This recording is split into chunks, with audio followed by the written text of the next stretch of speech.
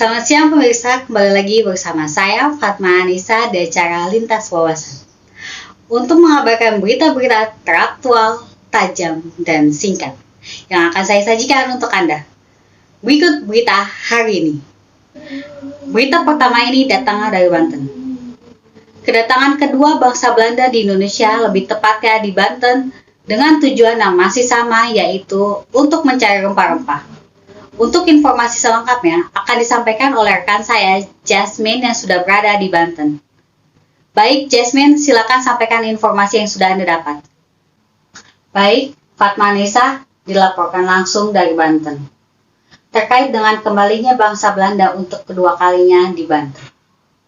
2 tahun setelah kedatangan bangsa Belanda yang pertama kalinya di Banten, lebih tepatnya pada tanggal 28 November 1598, kedatangan bangsa Belanda dipimpin oleh Jacob van Neck, yang disambut oleh Kesultanan Banten yaitu Sultan Abdul Mufakir.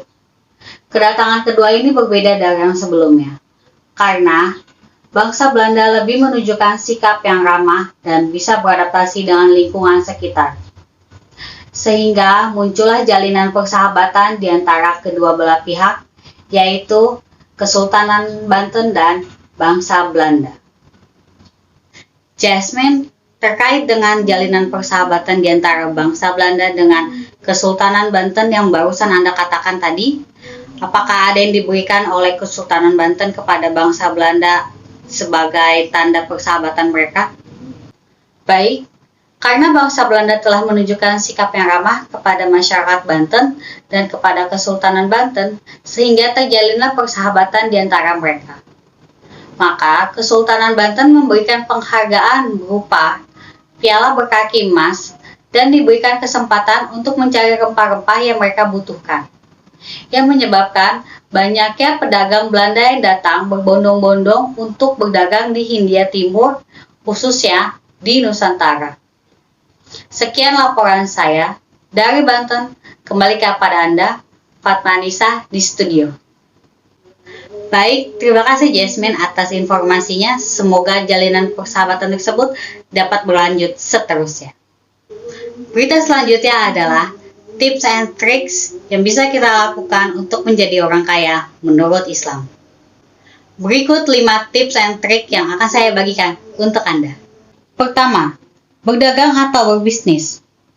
Berdagang atau berbisnis merupakan salah satu cara yang dicontohkan oleh Nabi Muhammad SAW dengan bekerja keras pada jalan yang diridhoi oleh Allah Subhanahu wa Ta'ala agar mendapatkan keuntungan yang berlebih.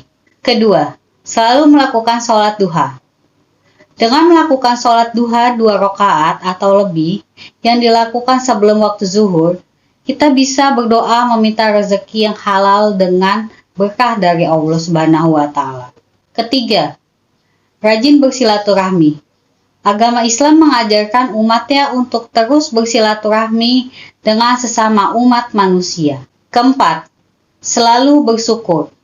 Dengan selalu merasa bersyukur kepada Allah Subhanahu wa Ta'ala, kita bisa merasakan banyaknya kenikmatan-kenikmatan yang diberikan oleh Allah Subhanahu wa Ta'ala. Kelima, rajin bersedekah.